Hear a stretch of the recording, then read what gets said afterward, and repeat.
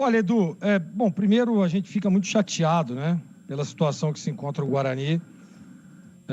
A gente sabe do sofrimento do torcedor, a gente sabe que está passando o torcedor desde o começo lá do ano, né, no Campeonato Paulista, que o Guarani teve muita dificuldade, teve muitos problemas, conseguiu se escapar do primeiro rebaixamento do ano, que seria lá no Paulistão, para a Série A2, naquela partida contra o Red Bull Bragantino.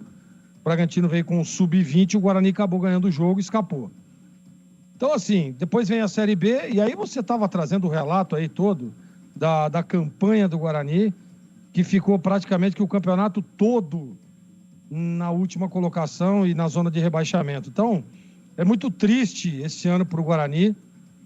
Realmente tem que ser apagado da história, porque 24 foi terrível. Alguns jogadores falando que, olha, foi um ano difícil, nada deu certo, né? Lá no final do ano passado, eu me lembro, nos programas aqui, no Esporte em Debate, no programa na TV dos Donos da Bola, eu sempre estava dizendo, gente, precisa ter planejamento.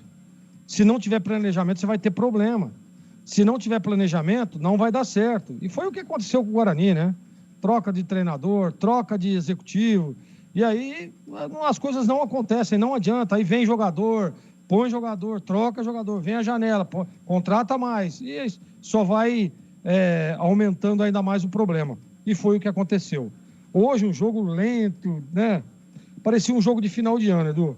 Jogo que, sabe, a gente sabe que é difícil. Eu, como ex-atleta, né, e já participei de algumas situações muito parecidas, a gente sabe que é duro, né? Você jogar para nada, os dois times já rebaixados, e você já tá... Tem jogador que estava em campo hoje, né? O Vladimir falava aí sobre a possibilidade do Caio Dantas estar saindo. Às vezes ele já tem até um acordo verbal com outro clube, né? Então o cara não tá, sabe? Não...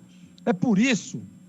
E aí, eu acho que até é interessante esse comentário, porque você vê o menino, o Porfírio, o João que entrou, meninos da base, e a gente percebe a diferença. Você vê o menino, ele sabe da situação do Guarani, está convivendo com isso, vai lá, faz o gol, comemora, e você vê a alegria estampada no rosto dele, porque é um menino que conhece a história do Guarani, que conhece como funciona, ele conhece a fundo a torcida. Então, para mim, Edu Pinheiro, amigos da Bandeirantes, torcedores do Guarani, a melhor coisa que aconteceu hoje no jogo foi a entrada desses dois meninos, e foi o gol que fez o Porfírio aí no último minuto do jogo, né? Para mostrar que, às vezes, é muito melhor você trazer da base do que propriamente ficar gastando milhões aí, contratando A, B, C, D, e a gente sabe como é que funciona. O comprometimento é diferente. O comprometimento é diferente. Eu gostei da participação dos dois meninos, tanto do Porfírio quanto do João Marcelo, né, que acabou entrando. Isso. Que foi muito bem, né, assim, e mostrando que, por exemplo, na partida de hoje, deveriam ter começado jogando. Não tenho dúvida.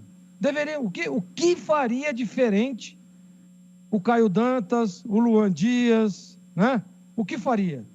Então nós vimos aí. Então, para mim, o que ficou de bom para esse dia de hoje foi o gol que esse menino fez e foi a entrada do João Marcelo também, que para mim jogou até melhor daqueles que estiveram dentro do campo, Edu.